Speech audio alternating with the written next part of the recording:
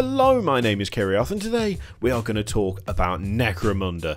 It's back, it's actually back. So last week we took a look at a little image from taking a teaser video that was put out by Games Workshop, and there was a lot of talk about what it could possibly be, and a lot of it was very sensible talk. There was stuff about Armageddon, about maybe the Steel Legion getting some sort of plastic line, which, to be honest, sounded pretty cool. I just didn't think it was that likely. Even talks about a new faction, maybe something specific with the Dark Imperium, and they were all good theories, and I say that as someone who can be smug, because for once I was actually correct, and it is actually Necromunda, which is actually really awesome. And I'm pretending to be smug. I'm not actually smug, because it was mostly just a good guess. A lot of it made sense in my head as to why it would be Necromunda, but let's be honest, it wasn't the most hardcore of logics. It just seemed to sort of make more sense than some of the other stuff. That's not really saying much, because it's a tiny 30-second video showing a symbol, and that's it. But good stuff anyway, because frankly, as they've released more specialist games again, as they've brought more stuff out in the way of smaller games, I've kind of thought to myself, pretty much every time, that's cool. Where's Necromunda? Necromunda and Battlefleet Gothic are the two, I suppose Blood Bowl as well, but in terms of the specifically Warhammer 40,000 universe sort of specialist games, Battlefleet Gothic and Necromunda are the two standout ones for me. They're the ones that I remember playing when I was a lot younger. And I remember Necromunda especially just being incredibly fun, having that nice sort of element of continuity, whereby your gang kind of increased in strength and became better and all that stuff. It was puzzling as to why I never came back. But because this is New Games Workshop, TM, copyright, trademark, all that, they actually do seem to be sensible and are looking at things and going, you know what, that was actually really popular, people like that, we should make that again. Good, keep doing it, absolutely keep doing it. So, I mean, you might not, I've just realised that there are going to be people who just don't know what Necromunda is, which, that's fine, but I should probably explain it. So, what I will do is I will quote you directly from warhammercommunity.com, because they will do a much better job of describing this succinctly than I will, because I waffle on like an idiot. As they say, if you're new to the hobby, you may not be familiar with Necromunda, or perhaps you've only heard about it from the fond memories of other hobbyists. That is extremely likely these days. Necromunda dives into the underworld of the Imperium, allowing players to control their own hive gang, a pack of ruthless criminal killers augmented with black market cybernetics, gene modifications, and scavenged weaponry. Where Warhammer 40,000 puts you at the head of an army, in Necromunda the scale is much smaller, but the action is just as intense. Every single ganger counts. Between intense skirmish battles, your gang will grow from a pack of battle-hungry Jews to a feared and respected syndicate of hardened veterans. To get there, however, you'll have to battle against your fellow players, each with a gang of their own. The Underhive is a big place, and the gangs that inhabit it are as diverse as the alien races that inhabit the 41st millennium. We are launching Necromunda with two classics. So what we'll do now is we'll have a quick look at the actual models, because I have to say they look pretty damn good. Even though the paint job of one of them is a little bit suspect, and I'm not entirely sure I like it, but the models themselves, to me, seem pretty damn nice. So first we have House Escher, who are fast, deadly, and cruel, which you'll probably be able to tell from the model, and yeah, they're pretty damn cool. I really like the model. I mean, this is stuff that's like recognisably 40k, but not sort of, I was going to say bog standard 40k. It feels different somehow. You know, it feels less formal in a way, which is probably a weird thing to say, but they're obviously going for a different kind of feel to these models, and I think they're achieving. So I mean, it looks like, to me, it actually looks like some sort of future AK. I'm not entirely sure what gun that would be. I'm guessing it's not a las gun though. It's got a proper clip. Maybe some sort of handheld stubber. God knows.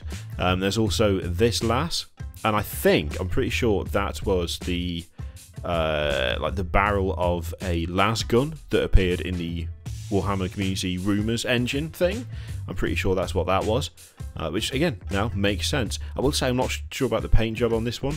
I can only assume that she went out into the sun and was out there for a bit too long without putting any sunscreen on, because that's some serious pink going on right there. But yeah, they look good. I mean, House Escher, those two models do look pretty good. I have to admit, though, the guys from House Goliath are awesome. So, a living testament to brawn over brains. They're a slab of vat-grown muscle, armed and armoured with repurposed industrial gear.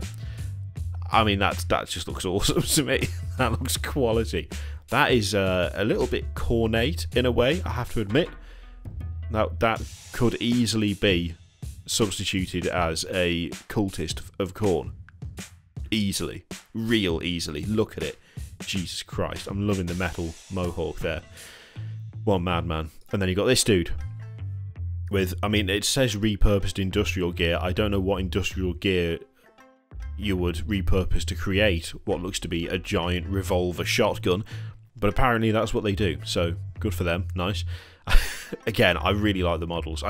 The House Escher models are nice, but I have to admit the House Goliath models I am preferring a little bit more.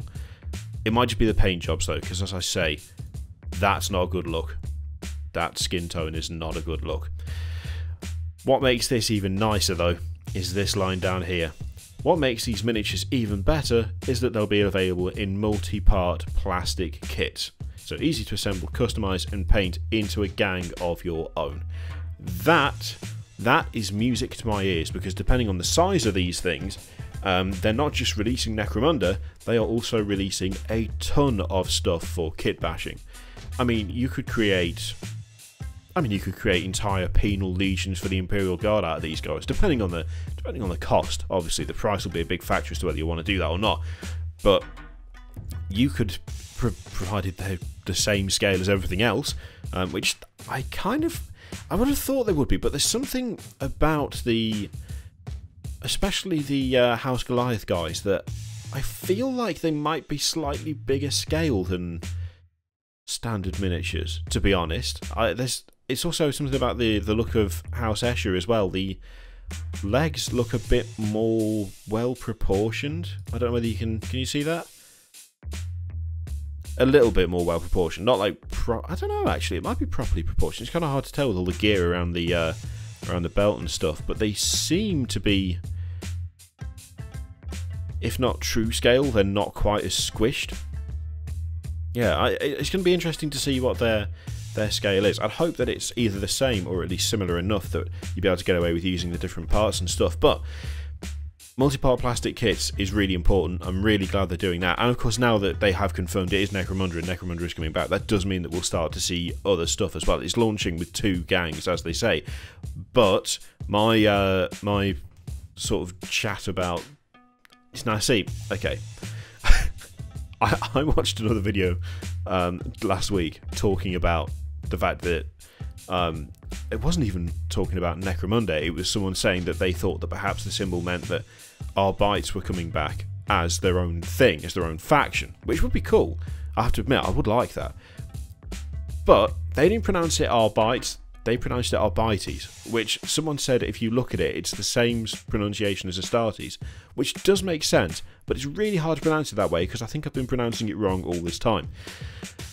So I apologise, and I'll just switch between the two at random and we'll see which one people like more. But yeah, it does mean that hopefully we will start to see Arbites, Arbites, whatever you want to pronounce them as, hopefully relatively soon. They've got a really cool Judge Dredd sort of vibe about them, which I'm sure someone can sue them for momentarily. And of course there'll be other gangs as well, so this is just like the launch of it. There's only 2 of them. But I have to admit, there is a little bit of me that this is never going to happen. I'm going to just preface this with that now. I'm just going to say it. There is little to no chance that this would ever occur, even though it'd be really cool. And there's probably a good reason for that, because it'd be a nightmare to sort out, and it would probably be a very niche, limited thing. I would love to see a Genestealer cult style army made up of the different gangs. I would really like to see that. I would really like to see that kind of army whereby, because here's the thinking behind it. I'm not totally mental. So the Genestealer cults are kind of a weird army in a way, because they don't have the same sort of kind of operational scope that other armies in 40k have. Like orcs are, I mean, they're there for the fun of it, yeah, but They are sort of going from planet to planet, conquering, destroying, all that sort of thing. Tyranids are going from planet to planet, feeding. Tau are trying to colonize new worlds. The Imperium is trying to expand ever outwards or take back worlds that they've lost. Chaos are out to just destroy whatever the Imperium is doing and take their stuff as well. All the different armies, Imperial Guard, obviously, are either planetary defense or they are off on their own. And even then, planetary defense is down to, well, I think, Planetary Defense Forces, PDF, and Imperial Guard are only called in once the PDF can't handle it. They've all got that, like, kind of a conquering nature, whereas Genestealer cults to me have always felt a lot more insidious and a lot more sort of paving the way for Tyranid invasion. And I really like that about them. I like the fact that they're not just kind of another, we've just come from that planet. Instead, they rise up from below and start screwing shit up for everybody. I really like that. I really like the idea of having a Genestealer cult style army, not to do with Tyranids, but of the gangs from Necromunda, in that, you know, they have these constant fights with each other, but then an invading force comes down and the houses don't unite but call a temporary truce so they can fight off the invaders. Obviously, it's never going to happen, but part of it is just down to, if the models are all as good as the ones we've seen so far, I would love to have a full-on army of them.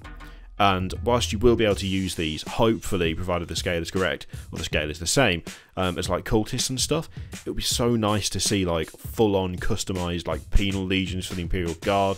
It would be awesome to have an entire army of gangers that, I don't know, could even use modified civilian vehicles with guns and armour plating all over them and stuff like that. It'd be cool to see, but we probably won't see it. On the other hand, we do have Necromunda back. We do have a good selection of models when they first arrive, and they are multi-part models, which is awesome, and it looks like they're just going to keep supporting it, which is frankly exactly what I want. I want more of these specialist games. I want more stuff that Games Workshop is going to support long term, and I'm genuinely excited to play this. The last time I played Necromunda was, I want to say, like 15, 16 years ago, if not more, maybe. It might have even been more. No, it must have been about 15 years ago. It was a long time ago, and I really enjoyed it. And the second this comes out, I'm going to be all over it like a rash, because I've got that urge, you know? I haven't really got that urge with the other specialist games so far. Shadow War Armageddon looked kind of okay. The little boxed games that came with the various Horus Heresy stuff, again, I just wasn't too interested. I just want the models. Gangs of Kimura, it looked good, but again, it just didn't really do it because it felt like repackaged 40k stuff. This doesn't feel like repackaged 40k stuff. This feels fresh. Even though it's old as fuck, it feels fresh, and I'm glad it's back. So, there you go. I was correct. I'm glad I was correct, because it's the best outcome, if you ask me, and I can't wait to play it. I genuinely can't. It's going to be fun as hell. Thank you very much for watching. There's all the usual bunch of links and nonsense all over the screen. Just, you know, go for it. Click them if you want. Don't click them if you don't want to. It's entirely up to you. Just do what you like. And I will see you next time.